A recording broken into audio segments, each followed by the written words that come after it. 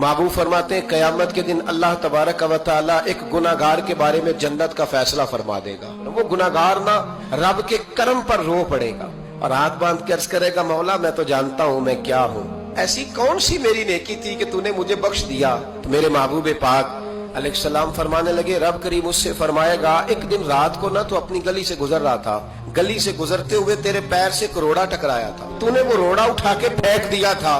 क्यों फेंका था?